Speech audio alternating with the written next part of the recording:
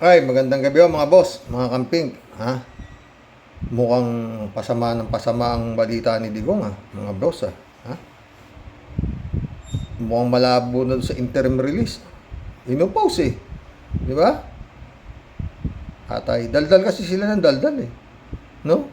Ang pinakamabigat mga friend, itong si Justice Remulla, handang tumulong sa mga witnesses versus Duterte in ICC. Ito matindi mga friend. Pakinggan mo natin Ay, salamat sa dumadagdag subscriber mga friend mga kamping Pakinggan mo natin si Constantino. Idol ko to In other news, Justice Secretary Jesus Crispin Remulla believes it is best for former President Rodrigo Duterte to remain in the custody of the International Criminal Court rather than be granted interim release. Duterte's camp earlier claimed a country has expressed willingness to accept him if the ICC permits, but Remulla argues such a move would not be practical. Is it practical or necessary to get him released to another country? I don't think that it is an appropriate request. I think that the case should be heard as soon as possible, and that there may be more harm than good that will come out of it if that request is granted by the court. And the court itself knows that it took a lot to be able to bring him before The Hague, before the ICC, and it's not going to be easy to bring him back in case he may lose possession of him or custody of him. So I think it's better that we just hear the case with him present in the proceedings. He adds the country being referred to. Sakit nun mga friend. Si DOJ na yun si Remulla, di ba? Ganyan. Hindi maganda kung mabibigyan sa interim release. Hirap-hirap bago siya nadala dun Tapos ngayon, i-release niya paano yan ba? Todas na, mga friend. Tsaka yung interim release na yan, Una, wala raw jurisdiction ng ICC kay Digong. Kinidnap. Yeah? Tapos, ano ba sabi? Yun nga, kinidnap daw. Kaya gusto nila dismissin yung kaso. Sabi ni itong si Kupalman. Si Kupman, di ba? Tapos, ngayon, interim release naman ang hinihingi at hindi na raw ulit magagawa ng masama, babalik din, ganito. Lahat ng pangako inaabot. Pero sabi ng hindi pwede yan. Sabi prosecutor opposed Rodrigo Duterte's appeal for interim release. Patay. Good evening. Prosecutors are opposing before the International Criminal Court former President Rodrigo Duterte's appeal for interim release. In a 15-page filing dated June 23, Deputy Prosecutor Mame Mandiaye Nyang argues that the continued detention of Duterte remains necessary to ensure his appearance at trial.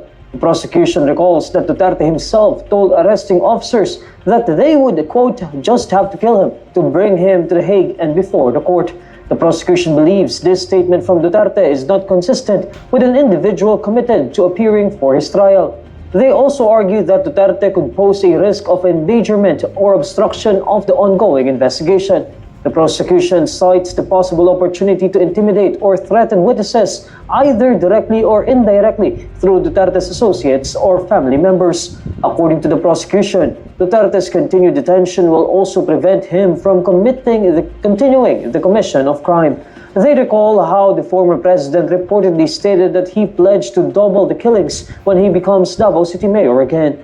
For these Puro kasi dakdak ng dakdak Kada dakdak niya, siya humukay niya sarili niyang libingan mga friend Taka mo, sabi niya, pag ako nanalo mayor, dodobling ko pa itong pagpatay ko rito sa mga adik na to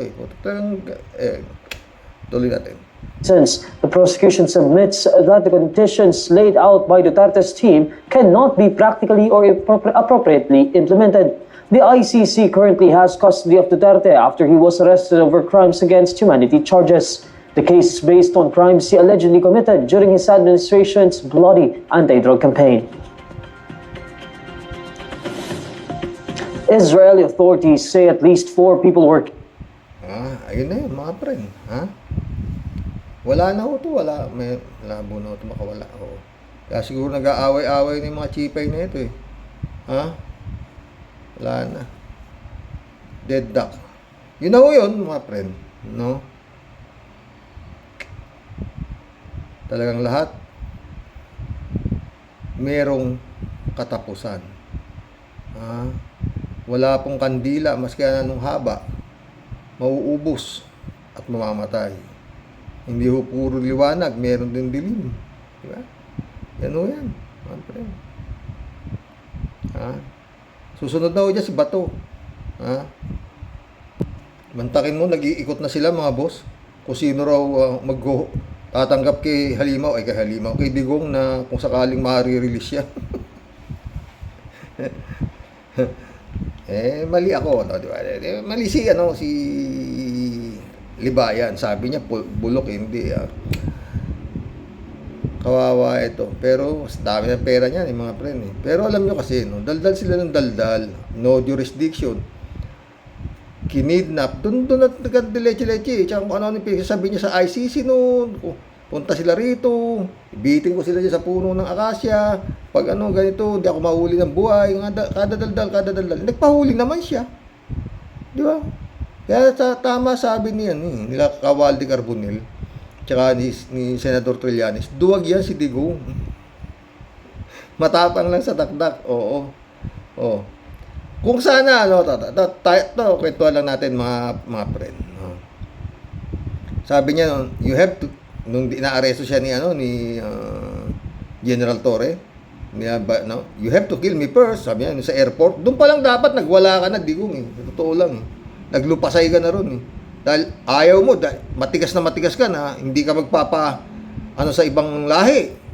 Dito ka, kasuhan niyo ako dito, lahat na ng mabigat na kaso ipato, pero hindi ako papayag, mga ganun, daldal mo di ba? Bakit ka sumama? Sumama ka sa dahig. Di ba? Sabihin na natin sumama ka sa dahig. Naisama ka na ni tawag dito. Buti pa yung yung kabit mo si Hanilet Tsaka yung anak mo sa labas lumaban pa doon sa mga kapulisan, hindi ba? Namupok pa nga to si Hanilet, ang number 2. May number 2 ka pa pala, may number 3, may number 4. Anyway, kung ikaw man kukunin na ni Satanas at para mapunta ka na doon sa iyong gustong kalagyan sa impyerno, sulit ka naman na dito sa lupa. Lahat naman ng sarap sa buhay, nadatikman mo naman na, di ba? Come to the point, yung huling lumalabas na chipay mo, kaputi-puti. Di ba?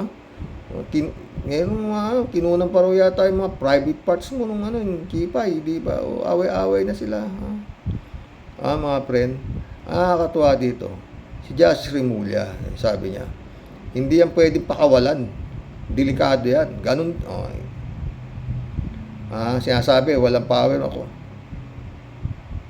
Hindi ho Pilipinas yan. Tapos na ho yan.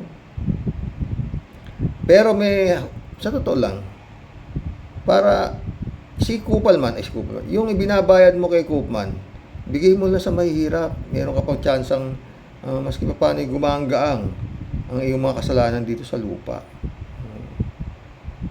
Total, wala naman silbi lahat ng request ni Kupalman na-reject ng ICC. Diba? Jurisdiction. Paano jurisdiction? Ikaw mismo, Digong, ang nakikipag-cooperate ka sa ICC. Tinanong yung pangalan, ako si Rodrigo Roa Duterte. Napanganak ako sa... Ikaw lang nakikipag-cooperate Ang hindi nakikipag-cooperate, yung mga abogado mo, saka yung mga anak mo, kung ano-ano pinagsisisigaw, kinidnap siya, meron bang kinidnap, binasahan ka pa nga ng sakdal ni Torre, di ba? Binasahan ka pa Buti nga, hindi ka pa pinosas Sumama ka ng maayos di ba? Kaya malabo mga friend. Pero dapat, Digong. Sa totoo lang, Digong, kung talagang ikaw may isang salita, at ikaw talaga ay matapang, kagaya ng ginawa mo sa Senado, Katapang mo sa Senado. Huh? Talagang katapang mo rin sa Kongreso. Ang tapang mo talaga. Ha? Sana ganun ka rin katapang sa ICC. Nung tinatanong ka na kung sino ka, dapat ang sagot mo ron, state your name, sabi nung Motok ba yun? O, yung babae. Oo. Binaboy nyo pa kasi yan yung mga troll nitong si Digong Si Motok pinalitan ng mukha ni meron ako nakita Ipinalit yung mukha ni General Torre sa mukha ni Motok. Gago talaga itong mga diba? Ano tawag dito? Dapat sana, nung tinatanong na, hindi ka na sumagot na maayos dahil I am not recognizing this court. Kung ano yung sinasabi mo rin sa Pilipinas, ganon din sana. Binalahura mo sila rito pagdating doon ng amo-amo mo. Dapat sana state your name. Dapat I am the Punisher. Dapat ganon. Sabi siguro nung mga judge sa ICC, what? I am the Punisher. I will kill the drug lords. Mga ganun. It is my duty for my country. What I have done. Ganun sana. Wala na ganun. My name is the Punisher. Diba? Basta hindi mo re-recognize. Hindi ko ba't ka kuha abogado kung di mo rin re-recognize yung ICC? Di ba? Total, ikaw naman prosecutor. I was bring here dinala ko dito ng wala sa kagustuhan ko, kinidnap niyo ako. Ganun dapat. I was kidnapped by General Torre. Total, yun nila sinasabi ng mga anak mo na kinidnap ka dyan. Political persecution, kung ano, yun ang sinasabi mo dyan. Wala na. May be located in South America. Meanwhile, the Justice Secretary also revealed government is prepared to provide assistance to witnesses who plan to travel to The Hague to testify against Duterte. Yun ang mabigat, mga friend. Talagang tutulong na ang justice. Ang Pilipinas, yung mga gustong tumestify kay Duterte, tutulong ang Department of Justice. Pakinggan natin. Tayo na, wala na to. We have gone to our witness protection program to secure the people who may be needed to testify in The Hague. And so we have given our support and cooperation, as this request is a well-founded request based on the safety, based on the necessity to bring the witnesses safely to The Hague. Yung mga testigo lang, kasi yung mga testigo na yan, wala naman kaya sa buhay, maraming yan, wala rin Walang-wala rin. Kaya, yun na talaga tutulungan namin. Alam ni Remulla na yung mga witnesses walang-wala rin Karamihan Yung mga nakasinelas nga lang ang pinapapatay nila bato di ba? Dahil order nga nito, kill. Yung iba nga hindi naman, nadamay pa kumbaga sa shit happen, sabi ni Bato, di ba? Tuloy. Prosecutors on Tuesday urged the ICC to reject Duterte's request for interim release, arguing it could give him the opportunity to intimidate or threaten witnesses through his associates or family members. And we'll now be speaking with ICC Assistant to Counsel, Attorney Cristina Conti. Attorney Conti, good afternoon to you. Thanks for joining us today. Welcome to the program. Good afternoon, Carmina. All right, first off, your reaction. 2 hours ago lang to 32,538, dumadami pa po. To what Justice Secretary Boying Remulla just said in that clip. He said that, in so many words, he is backing the move of the ICC prosecutors who have been urging the ICC to grant the or to deny the request, reject the request of the former president for interim release. Were you surprised at all that this was coming from the Justice Secretary who was once allied with the former president? Go ahead. Well, yes, I'm pleasantly surprised that the Secretary of Justice Dating alay pala ni Digong tong si Remulla, kaya na-surprise si Atty. Conti, no? Ha? Baka magbago rin itong si Martires na alay din ni Duterte, ha? At ang mga pinag-appoint ni Duterte na mga justices sa Supreme Court, ha? Tuloy. is in a position that is on the same side as generally as the victims. And I'm also, well, more surprised about the offer for assistance to victims who will testify before the court. Surprise si Atty. Conti, no? Sa naging galaw ni Justice Remulla, no? Baka may sorpresa rin si Martires, ha? Ha? Kasi, alam nyo, mga friend, para kampihan mo itong mga halimaw, itong mga Duterte na ito, eh. Talagang wala ka na rin sa katinuan, eh.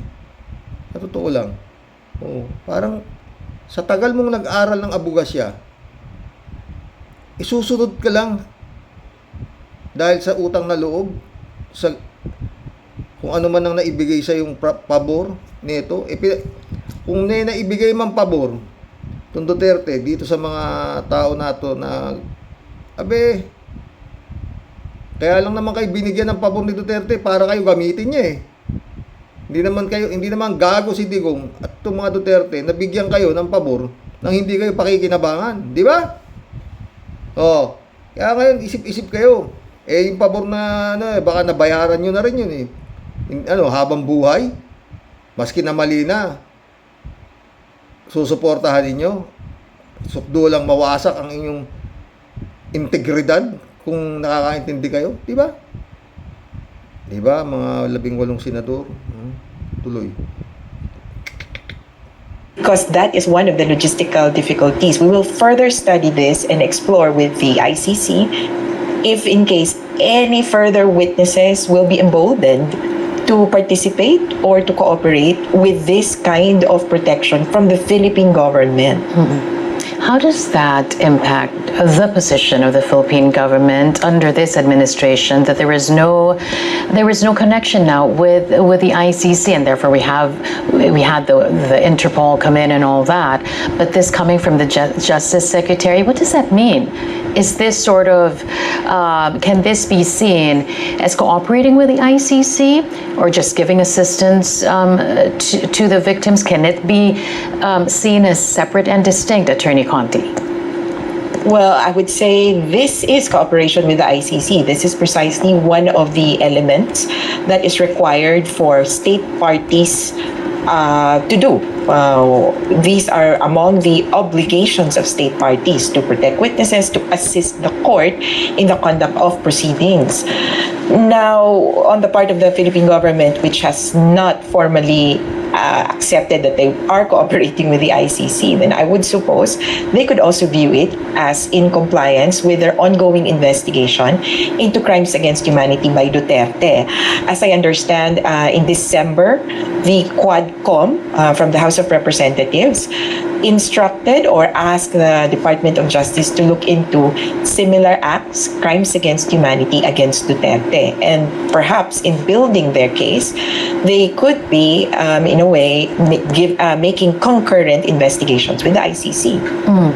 All right, let's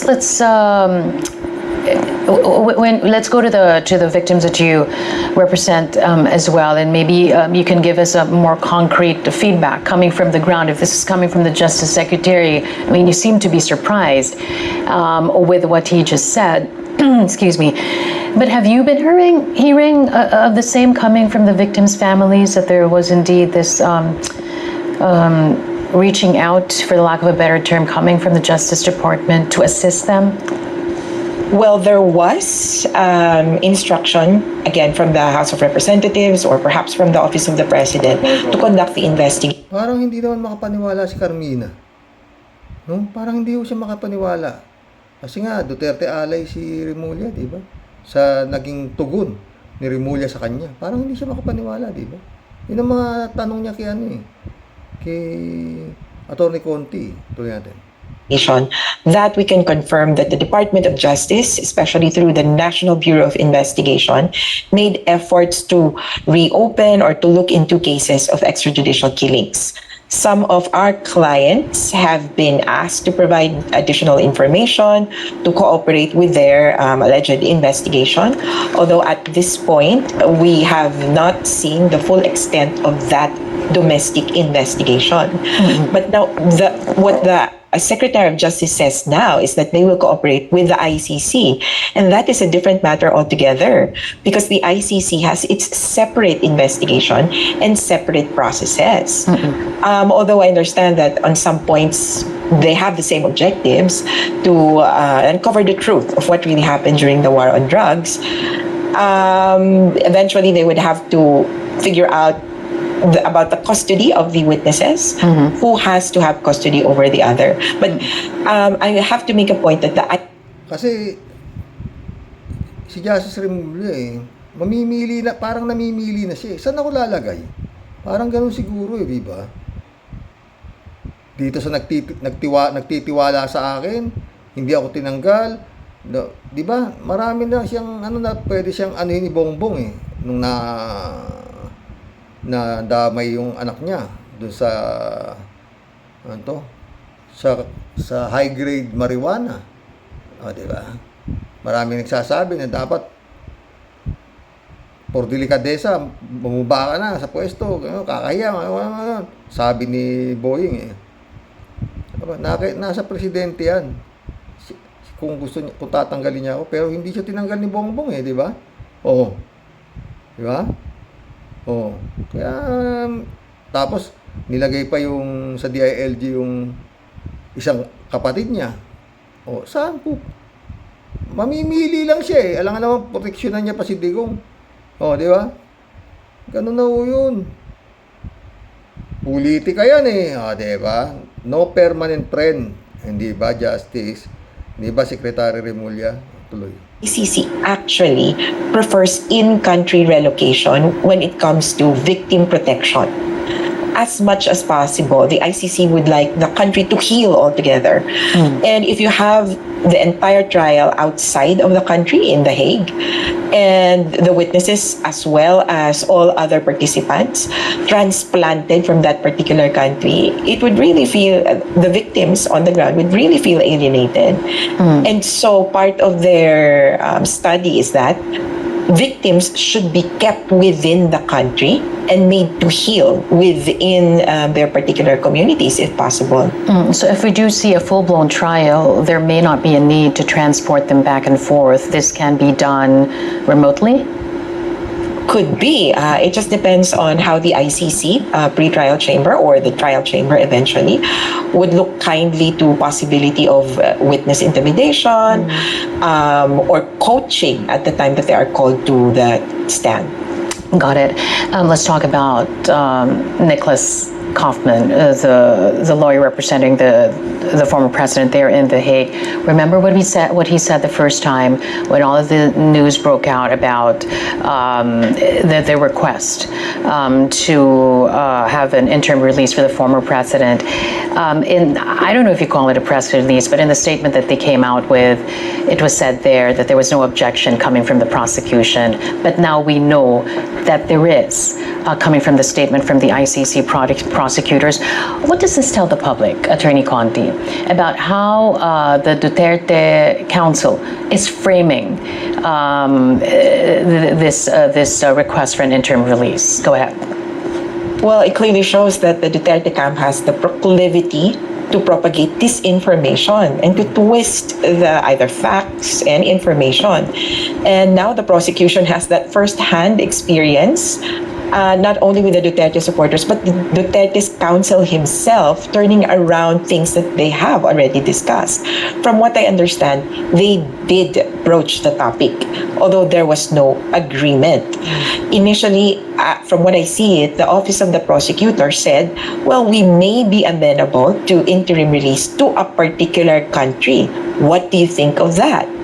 Now, Nicholas Kaufman, the defense, appears to have presented to the pretrial chamber a different proposal altogether. And instead of even citing that particular country where they had already made discussions about conditions, the defense raised and put in a different country altogether. So, kumbaga, sa Pilipino, parang ino-onse mo ako na, bato, iba yung pinag-usapan natin, iba yung sinasabi mo ngayon sa korte. And what does this tell you about what the people should expect? Should we see a full-blown trial after September 23? Yes, from all indications, it's all systems go for September 23, 2025 for confirmation of charges. On July 1st, the defense and the prosecution are supposed to have exchanged information, all evidence pertaining to that hearing. And on July 4th, we're expected to receive and to see the document containing the charges. This DCC is something equivalent to our information, the charge sheet, which is read in court, containing all the charges. And so it would really be an interesting time for all of us to understand what really is Duterte being charged of. So things are on track. And even in their submission, the Office of the Prosecutor even says that there has been substantial compliance already with this exchange of information. Well, Attorney Conti, given that we are, less than a couple of weeks away from July 4, and then you have this request for an interim release, how does that factor in? Do you think that it's too near the date? Even if you talk about September 23, the confirmation of charges, do you think that it's too near that date for the ICC to rule in favor of the defense? Well, the interim release is technically a preliminary issue. It does not impact the charges or it does not impact the merits of the case at all. It just talks about his custody, where he will be at the time of the trial. So I think it would be better addressed to the judges because right now they're looking at two preliminary issues pending before the court. Paano magagrad yung interim release niya? Bukod sa question na nung prosecutor, mapapanood pa. Siyempre, yung pagkasalita ni Boying Rimulya, napapanood din ng ICC yun, na ayaw din pumayag ng Justice Secretary dahil nahirapan nga raw sila bago nila nakuha to si Digong. Tapos ngayon, i-release nyo. Wala nang pag-asa. Di ba, mga friend? Tuloy. Asking for temporary release. The other one asking for, essentially permanent release because it is a question on the jurisdiction of the court. It's up to the judges now to see if they have enough time to discuss both issues, preliminary issues, before September 23rd. But as to September 23rd, I would say that's a done deal. More or less, I think the pretrial chamber will keep to that schedule, except, of course, if it sees that there is no basis to proceed any further because the court has no jurisdiction. I want to go through some of the points raised by the ICC prosecutors as they make known to the court their sentiments with regard to why the court should reject this appeal coming from the lawyer of the former president. Behavior, they talk about that they claim that the former president is not accepting of the legitimacy of the proceedings. So tell us, Attorney Conti, why does this state? Mabigat eh. Tatanong ni Armina eh. The former president is not the legitimacy of the proceeding. That does not accept the legitimacy of the proceeding. Oh, yun pala eh. Bakit may pa interim release? Sabihin mo na, hindi kina-accept tong proceeding na to. Wala ka na dyan, ha? Wala, pag ganyan lang. Ubulo ka na talaga. Tuloy. Coming from the ICC prosecutors, why does this point to a necessary detention of the former president when you talk about the behavior of him not being accepting of the proceedings? Well, it goes into the prosecution's primary argument that interim release will be granted or could be granted depending on if will you show up in court. Detention is only necessary to ensure the appearance of a detainee in court. And that's number one. When you do not accept the legitimacy of the court, how can we be assured that you will appear in court in September? In this particular discussion, they talk about not only Duterte's behavior, but also his family's behavior, his associates' behavior. They've mentioned physical acts of violence coming not only from, Duterte, but also Hanilet Avancenia, who, during the time of the arrest, I think injured a police officer. Okay, and this points to the next point raised by the ICC prosecutors about obstructing the proceedings or even endangering the proceedings should he be granted an interim release. That's exactly what you're pointing to, Attorney Conti. Well, yes. So that's actually the second general framework that the ICC prosecutor is working on. If an accused or a detainee has the capacity or the tendency to obstruct or endanger proceedings, then he should not be allowed interim release. And here the ICC prosecutor talks about two things. Ability, he has the power, he has the connections, his family is in power, and money. He has all the financial capacity, although the prosecutor admits that it does not have access to the entire financial history of the Dutertes. Still, it would appear that they would have the capacity. But also, second, there's the history of interfering with investigations. And in this portion, the prosecutor pointed out that when Senator Laila de Lima opened an investigation into the DDS, the Baudette Squad killings, when she was senator, Duterte made all efforts to ensure that this investigation would not continue. It also raised several other incidents, including threatening, I think, bishops or church workers. Okay, sorry to cut you there, Attorney Conti. Let me just bring up this point. Investigation is done, and that's why we're looking at the confirmation of charges come September 23. Carmina. But yeah, so explain it to us. How exactly could the former president be endangering the proceedings if he is released? Go ahead. Carmina, investigation isn't over yet, which is precisely why we're looking at several other arrests. So it works a little bit differently from Philippine proceedings, where if there is already a warrant of arrest, investigation is done, over, and this is essentially the case built up after that investigation. Here, there's an investigation ongoing and a case against Duterte ongoing. And at this point, we don't even know the exact charges against Duterte, only that there is reasonable basis to believe that he committed acts tantamount to crimes against humanity. So there's a little bit of nuance there that investigation is ongoing. The prosecutor can still take in witnesses. And verily, the obstruction of proceedings is possible at this point, and even after September, I would believe so. Until the prosecutor says, we're done with investigation, we're not looking into this anymore, that's the only time that we can say there are no more charges or no more cases forthcoming. In the case of Palestine, for example, their preliminary examination, their investigation has been ongoing for over decades. Almost 13 years, 15 years. So I can't really say when exactly the ICC will finish its investigation. I hear you. And glad you mentioned that there may be possible arrest still.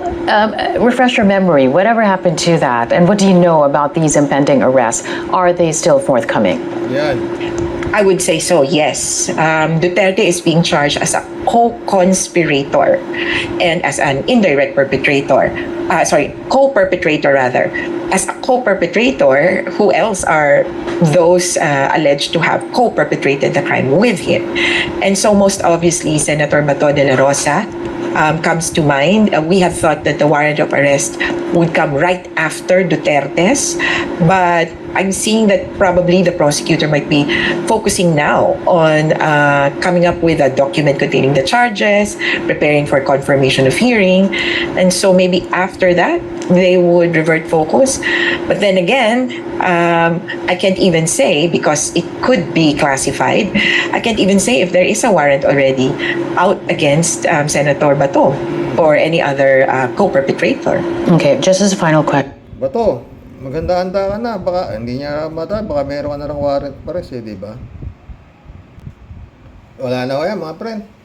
Tuloy-tuloy na ho yan. Ayan kay Tony Conti, di ba? Si Bato. Bato! Kaibiganin mo na si General Torre, ha? Oo. Ay, rami rin pera si Bato. Pero sa galaw ni Justice Remulla, mukhang may kalalagyan ka rin. Di ba, mga boss? Ay, bukas, pagkuteto natin, merong nakawala eh. Isa ring may sira sa ulo na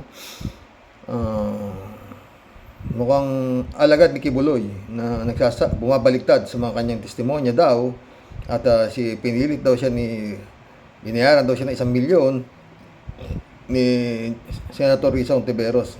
Baka bukas naman natin pag-usapan yan, no? Mga friend. Pero to. Digong. Kung ako kay Digong, wala na yan. Huwag ka na lumaban dyan. Basta sabihin mo lang, hindi mo nire-recognize yan. Yung ICC na yan. Kung hindi mo nire-recognize, ba't kumuko ka pa ng abogado? O glabay, tatapon ka pa ng pera. Diba? Pag tinanong ka, wala, I am the Punisher. Magbuwang-buwangan ka na lang. O kaya, total, gusto mo rin maging bayani, di? Mag-hunger strike ka. Maraming paraan, di ba? Total, malay mo, kung mag-hunger strike ka matakot yung ICC. Ayaw ka na kumain di ba? Kaya, libreng payo yan. Di ba? Total, gusto mo rin maging bayani, di ba? Bayani ka sa mata ng mga tanga. Yan ang gawin mo. Mag-collab na ho tayo, mga boss. Munti ka tayo naka 1 oras dito sa no? Sana nasiyahan kayo saan natin, no? Yun lang yan. Hunger strike is the name of the game. Adorasyon Di Maranan, my friend. Long time no talk. Di ba? Elizabeth Iscare, shout out. Good evening, Sir Rox. Wala namang balak na ma-trial dyan sa mga yan. Lalo na ito si Sara. Siyempre, mabubuking ang totoong ebidensya na wala ng lusot ang kaso na ito sa impeachment at ombudsman. Ipapadismiss na yan. At alam niya na ma-acquit naman siya. Lalo na sa line-up ng mga senador, kitang-kita na panalo siya bilang dyan. Kasi nga, ang daming aso nila dyan sa Senado na magaling tumahol. Tawa-tawa si Elizabeth. Yun nga, ang walang problema naman sabi nga ni Senator Coco Pimentel, acquitin ninyo. Basta importante, magkaroon ng trial. Di ba? At mailatag yung mga ebidensya ng prosecution at saka ng depensa. Kung makita niyo na di ba? Ganun lang yun.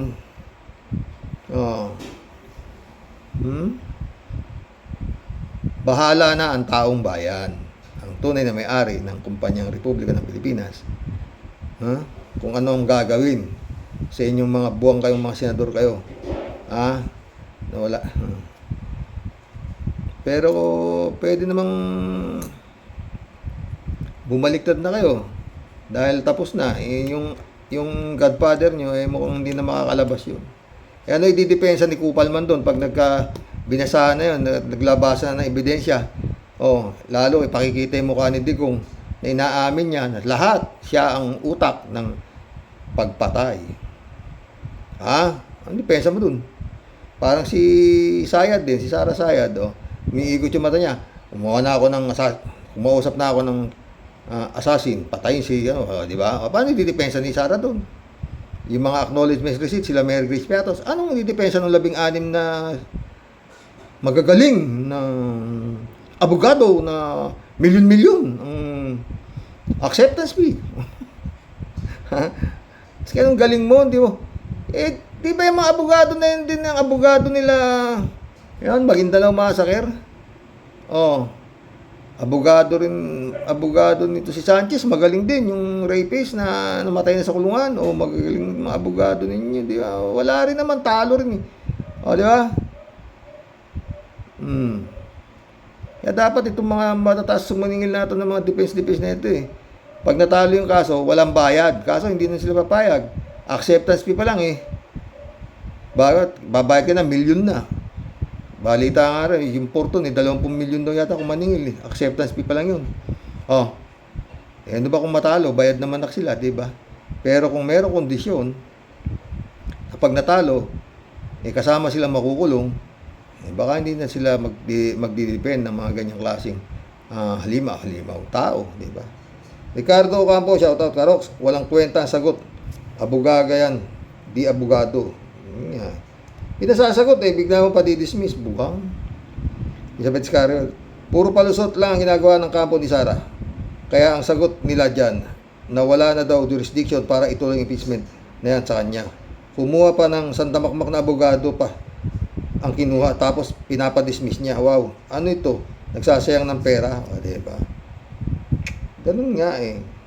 Wala na. Talagang may sapak na eh. Kung saan nagpupunta, tapos punta ng Australia. Pre-Duterte now. Ano ka ngayon? Jokiano, shout out. Kalat ni Baya, shout out ha. Gaga kasi, walang alam. Boba. Para lang si Boy Sili. Teka. Diba? Librado Ludovico, shout out. Blessed morning, Karox, and to all warriors watching from Edmonton, Alberta, Canada. God bless, stay safe and healthy. Kapal ng mukha mo, anong dismiss? Dapat ipaliwanag mo kung saan napunta ang salapi ng bayan na ninakaw mo. Ganyan kakapal ang maapog mo pa eh. Lecheng Hindurop at Chupi. Mag-resign ka na lang, Chupi. Yan, yun dapat mong gawin, Sara. Mag-resign ka na. O kaya, mag-harikiri. Ganun. Shirley Jaser, oh. At nang matuloy na, doon ka na Anyway, hindi ka na mangangampanya sa impyerno. Ikaw na magiging presidente no, sabi mo, diniklara mo na eh. Di ba? O, di, presidente ka na doon. Iwan mo na Pilipinas. Busy ka lang dito eh. Sa impyerno, presidente ka eh. O, hintay mo lang doon yung mga, kung sino man ang gusto mong gawing vice-presidente doon sa 18 senador. O kaya si Kimo. O si Amy. O, di ba? Shirley Jaser, oh. Sige lang, nakaw lang kayo ng nakaw at isama nyo yan sa hukay. Saan kaya kayo pupulutin balang araw? Nagpakasasa sa pera ng taong bayan. Nakakasuka talaga itong mga tarapong politiko. Nagpapakasarap sa mga ninakaw nila. Diba? Mundo Cheng, shout out ha. Sobrang kakapala na ng mga mapagmumuka ng itong mga nanunungkulan sa ating bansa mula sa senador at mga inappoint ni Digong sa gobyerno na walang ginawa kundi pagtanggol ang mga Duterte sa kawatan at kasabwat pa sa droga ng sa bansa. Diba? Mundo Cheng ulit oh. Ikaw naman Sarang Durobo, habang nagkakalat ka ng baho ninyo sa ibang bansa, binigyan mo ng sangkatutak na kahihiyan ng aming bansa. Wala nang pinag-uusapan sa buong mundo. Una na ang giyera ng Iran at Israel. Pangalawa, itong bansang Pilipinas na walang batas para sa mahihirap at mga tiwaling nanunungkulan sa gobyerno na tinalaga ng tatay mong magnanakaw at kriminal na mamamatay tao. Kasama ka rin, Sara, sa killer ng Davao. David Alin Mendoza, shout out ha. Good evening po, Karox. Wala naman po kasing masasabi na matinuyang mga abogado ni Sara Jean Potpot. Kaya ang pinakamagandang argumento na lang po nila ay i-dismiss ang kasong impeachment ni Inday Sayad. Wala naman pong kahirap-hirap at kikita sila ng malaki at baka may bonus pa sila. Yun nga, yun lang pipili niya ma-dismiss. Kasi ang trabaho niya 16 na abogado na yan, eh para pa-dismiss talaga yung kaso. Eh hindi naman bobo yung at palabasin nila na itong mga prosecutor sa Kongreso ay mga bobo, sila matatalino.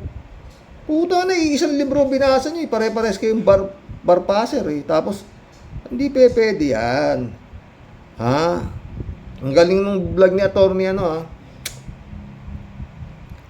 Attorney, kumutan ko dali Attorney Bueno. Ang ganda. Maliwanag na maliwanag yun. Kung maririnig ito nung 16 na sano, tsaka nung 18 gunggong, baka matauhan na sila na hindi pwedeng i-dismiss yan. Dapat matuloy ang trial na yan. Diokano. Karox, dapat sa pamilya to tayo matigok na para matahimik ng bayan. Ano matitigok yan Mundo Cheng ulit Itong mga senador nito sa pangunguna nitong si Cheese na hindi alam ang kahulugan ng nakakahiya at pinalalamon ng mga taong bayan ang pamilya nila at pinasasahod pa ng taong bayan ang wala namang ginawa kundi kasabwat pa ng mga magnanakaw at sila ay nagtatakipan sa kanilang mga baho.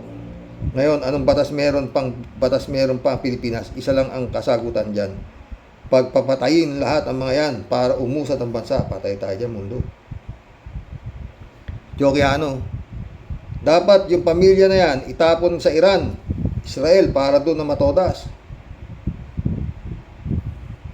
Paano ang gagawin natin doon? Mundo ulit. Ewan ko ba bakit mga buhay pa ang mga impaktong mga limatik na mga magnanakaw na yan. Kung ako ang masusunod, dapat ng mga ay pagpapatayin na kung bakit buhay pa hanggang ngayon walang magaling na tao o ikaw ang may hawak ng lahat ng gobyerno. Kung patay ka na tapos na ang istorya mo, wala ka nang magagawa pa. Dapat ganyan ang mangyari. Ang Pinas, ubusin ang lahat ng mga masama sa gobyerno pero wag silang kampante. Darating din ang nihintay nila. Mundo ulit. Masyado pa tayong marami pang ngak-ngak. Lahat ng mga hinayupak na mga iyan ay bala lang ang katapat ng mga hayop na yan. Bala lang, pre. Bala lang. Patay tayo. Sila nga maraming mamatay tao. Sila mga may hire killer. Paano Marilo Pabianak, shout out. Good night po tayo at sa mga warriors. Gawi pong kahagahaman sa salapi ang mga naging tao sa gobyerno.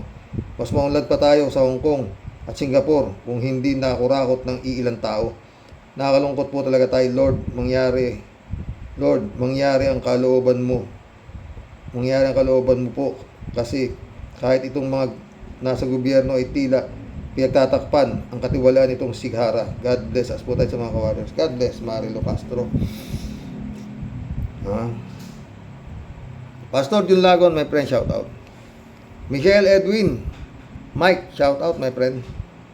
Sabi ni Marlo, napapaisip lang po ako, tay, bakit Jose Bilarde ang mahiwagang sobre kay President Erap? Kasi natandaan ko po siya ang sinuporta ni Brother Mike sa El Saday. Baka yun nga. Ba? Joselito Mabait, shout out.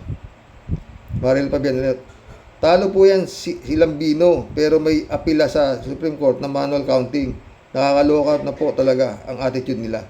Sukdo lang maging eng-eng, makaupo lang sa gobyerno. Totoo yan. K54254, shout out. Hello, Tyrox. Sa dinami-dami ng abogado ni Sara, ang sagot ay ipa-dismiss. 16 na utak ang nagtrabaho niyan, ha? Oy! 16 kayo, puta na laki na suwet. Tapos yung sagot niya, i-dismiss. Ha? Ay? Hindi kaya katangahan yan? Ha? Bilang mga abogado, 16 kayo, yan lang ang napag-usapan ninyo. Na yan ang depensa nyo, i-dismiss yung kaso. Diba? K54254 nak, Friend Shervin sa PETA, shout out. Christian Sen, July 7 Alcantara, shout out sa inyo mga bossing. Ay nako. Dolor Garcia, friend Amy Bingson, shout out na. Eman Escalona nak, shout out. John Dimango, my friend, shout out. Sabi ni friend Shervin. Serox, wala pa rin pong bago. Still the same menu of the day. Topaksya, impacta, ingrata, demonita, etc. At wala pa na pong bang iba. Talaga naman pong nakakasuka na. Kailan katitigil, may topak na sa Siyara. Mga taong bayan ay nagwawala na. Hustisyang kay Lupit May pag-asa pa ba? Pera mong ninakaw, grabing ebidensya. Ano ang dahilan? Puro palusot ka, kapal ng mukha mo. May aalma pa ba? Tunay ngang reyna, nag-iisang bida, maitim ang buto, pati kaluluwa. Nasa iyo ay lahat, nasa iyo ng lahat, pero sinasamba. Ano ba ang magic meron ka talaga? Di ka masawata, para kang basura. Kahit sang kalye, pakalat-kalat, tagapagtanggol mo, puro kontrabida lahat ng gagawin para ka isalba. Totoo yan, Tia Delica. Ha? Ang tunay na magic at kislap ng kwarta, pilit ilulusot at ibabandera kahit pambaluktot. Ano pa kinila? Nangangamoy jackpot. Tiba-tiba sila. Ang katotohanan, lupit na panangga. Di maibigay dapat na hustisya. Mga matang bulag, kapalit ng kwarta. Turo ng daliri, tunay na may sala. Inyong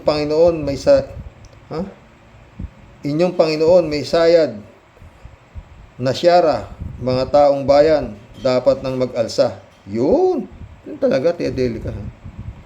Put at galit nyo dalhin sa kalsada. Mga senador, kampi-kampi sila. Bulok mga utak, puro walang kwenta. Sa buong mundo, nagkakalat sila. Bangon Pilipinas, dapat wakasan na. Huwag magpadaig sa takot at kaba. Madam Tambalustay, dapat managot ka. Silya Elektrika, ang tamang parusa. Wala nga tayo nun, Tia Deli. Dapat meron yun. Ha? Kaya magandang gawin dito sa mga sugapa na sa pera. Gracing Sai, anong magandang gawin sa inyo? Ha? Kung ilagay kaya kayo sa isang tali sa puno at gamiting pangsilab sa inyo pera, payag siguro kayo, no? Ni Brado Lubigo. Napanood ko yan, Karox. Hay nako, kawawang bansa, ginawang palabigasan ng mga timawa na lintik ng mga buhaya, dayukdok gahaman sa pera ng bayan. Karmay nawa kayo. Panood mo rin pala yun, ha? 3J Siop, shout out. Hello, Sir Rox. Tawa ka na tawa. Yung kangangaw ni Sarah na kesyo kinidnap daw si Digong. Ayan, nag-backfire sa kanila. Ginawa tuloy reason ng prosecutor, Attorney Niang, na kahit minsan hindi nirespeto ni Digong ang ICC and kidnap daw siya. Ang tadhana talaga, Sir Rox, hindi mo mahahadlangan. Sinabi mo pa, 3J Siop ka. Merry Lebron, shout out. Good morning, Sir Rox. No skipping ads. Salamat. Chupisa Bunao, shout out, ha. Ay kuya, wala na po tayong magagawa kay Martires kasi ibinenta na ng kaluluwa sa mga demonyo. Malay mo naman, ha. Magkabaliktaran na. Chupisa Bunao, sana po may sorpresa si PBBM sa mamayang Pilipino na sana may maaresto ng malalaking isda. Shout out, General Torres. Sino na po ang susunod mo kay Tevez? Si Bato. Chupisa Bunao ulit. Kuya, marami ding matalino sa Senado. Yun lang. Matalinong gumawa ng mga kabalbalan. Ha? Good morning po pala sa kuya at mga ka-warriors. Good morning, Chopista. Senny Pascual, shout out. Anong dismiss? Daming taong ginawa. Daming tao ginagawang tanga. Para ano pa ang mga investigasyon na ginawa sa House of Representatives? May insulto sila at mga taong bayan kapag i-dismiss lang. Totoo yan, Senny. Arnold po si Diego, shout out, ha. Si Rox, okay lang, makakwit siya. Ang importante, makita natin kung paano niya sasagutin ang mga tanong sa kanya. Yun nga, di ba? Yolanda Reyes, shout out, ha. Sino ka presidente? Vice ka lang, tumigil ka, gusto mong umalis ka dyan sa pwesto mo. Nasa iyo ng lahat, pintas ang gulo mo. Totoo yan, Yolanda, ha. Hoy, mission accomplished mga friend. Hanggang bukas po muli. Ha? Naputol. Gusto ko sana ipakita yung 5 pang pero bukas na ulit yung mga 5 pinakakurap ng mga politiko. 5 pa lang na ipapakita ko, di ba? Anyway, maganda ang masaya si Atty. Conti sa naging kinakalabasan ng takbo ni Digong sa ICC, di ba? Tsaka si Atty. Claire, dakdak ka ng dakdak eh. Pero kung makakarating sa ito, Digong, yan ang pinakamagandang depensa, libre yan. Mag-hunger strike ka na. Total, gusto mo rin lang maging bayani, tuloy mo na yan. Diba? Total, wala ka na rin kalalagyan eh. Meron pa ba depensa yung si Kupalman? Wala na. Si Kupalman mo, wala na. Interim release lang. Ang pinaka-the best na niya, tsaka yun nga, dismissin yung kaso dahil walang jurisdiction. Kinigustyon ng Kupalman yung jurisdiction. Hindi na kinigustyon dito. Ang laki-laki ng binabayad mo dyan. Tapos interim release. Naghahanap pa kayo kung sinong magiging host country para tanggapin yung halimaw. Halimaw yan si Digong. Ngayon, paano ngayon yan? Siyempre, mapapanood ng ICC ang Secretary of Justice na si Remulla na hindi dapat mag-grant yung request ng halimaw nitong si Digong na interim release dahil delikado. Wala na. Tapos ang kaso. Ano pa? Ano pa depensa ninyo dyan? Pag binasahan na yan ng kung ano-anong mga lahat halos inamin naman niya. Na kung ano, ako yan, ako lahat yan. Di ba? Kaya wala na yan. Parang si Sara lang din. Ginagawa nito si Kupalman na harangin para hindi mabasahan ng sakdal dahil wala ka pa napanalo. Si Sara ganun din. 16 na 16 na abogado, tapos 18 senador. Ang dumidepensa sa kanya para hindi mailabas ang articles of impeachment sa Senado. Ano pa ba? Taong bayan na lang bahala dyan, mga pre. Hanggang bukas pumuli. Dasal. Ulit-ulit. Malapit na ho. September. July, August, September. September. Ano nga namang i-release pa ng ICC yan? Wala na. Tapos na ho yan. Diyan ka na ngayon, Digong. Kalug-kalug ka lang dyan. Kalug-kalug. Tapos sa tagdo. Kailangan yung mga chipay mo, dadalawin ka dyan. Mga picture man lang. Di may mapagkalugan ka. Di ba? Talagang may katapusan lahat, di ba? Pero hirap kasi yan. Pero ulit, dapat si His Excellency mag-ingat. Dahil talagang gigil na gigil at live na live ang iniutos ni Sara na kayo ay tudasin. Magandang gabi po mga boss. God bless. Good night.